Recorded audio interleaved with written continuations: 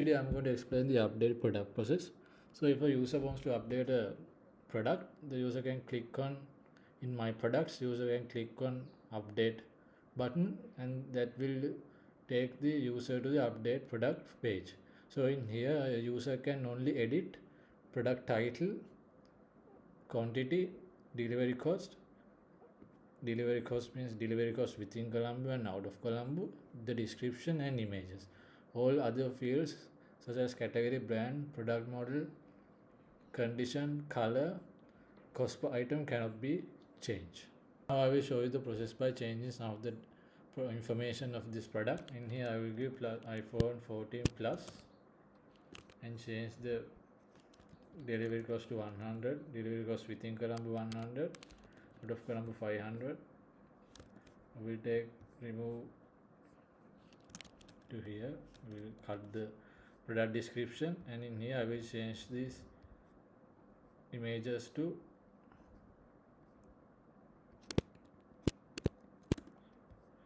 so then I will click update product, and when I click the update product I will route back to the my products page. So in here you can see it has changed, iPhone Plus 14, the name is changed. If you go back to this again, I click on update, I will go back to this update page again. Here all the information and images are changed. Now I will show you the code.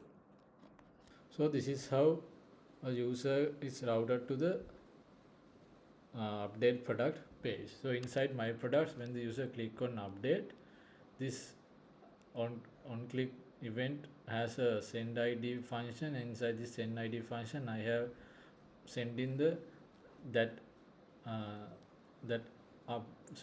product ID.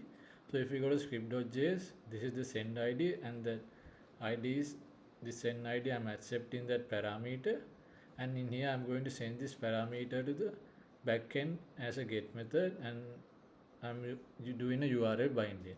So if you go to the send ID process, in here I brought the connection.php, start the session, and I'm taking the logged in user's email and assign this email variable, and also I'm getting that ID, that URL binding using get, and assign it to this PID variable. In here I'm doing a search, database search, select everything from product where ID is equal to this ID and the user's email is equal to user's logged in email, and then I'm going to get the number of row and check in if this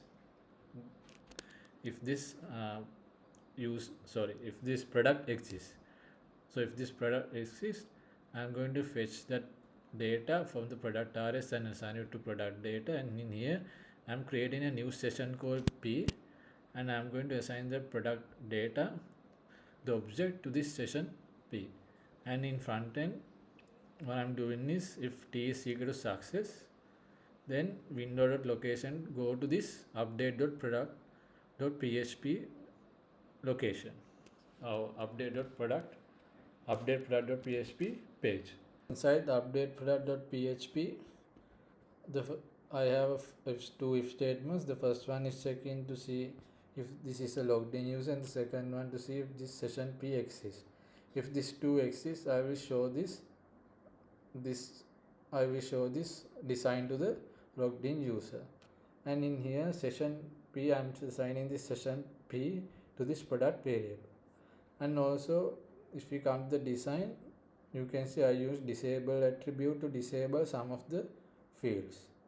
And in here if we go to the update product button, in here when the user click on update product, this update function will be invoked, and this function, inside this function I am taking, using document.getElement by ID, I am taking all the fields and assign it to these variables, and I want to send the values of these input fields as key pair values. So I'm using form data. In here I want, using XML HTTP request, I can send asynchronous request. So I'm sending this asynchronous request to update product process.php as a post method, and I want to send this form data with it. So inside the update product process.php, I started a session, brought the connection.php.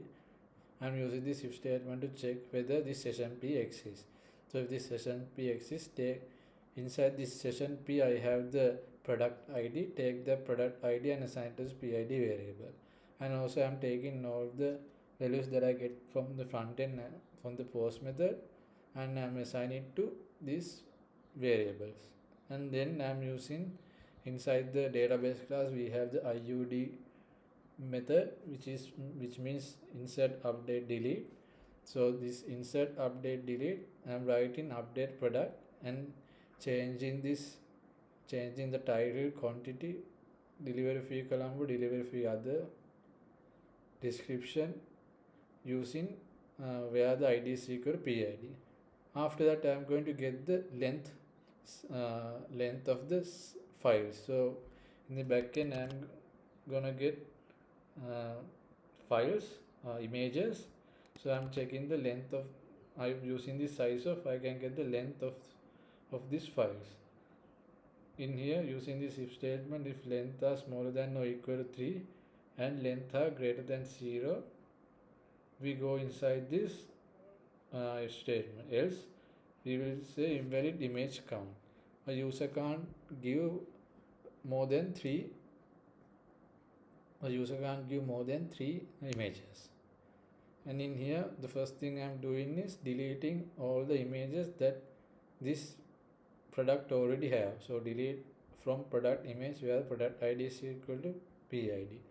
After that I'm creating this array and assign all this value to this allow image extension, and then using this for loop I'm going to take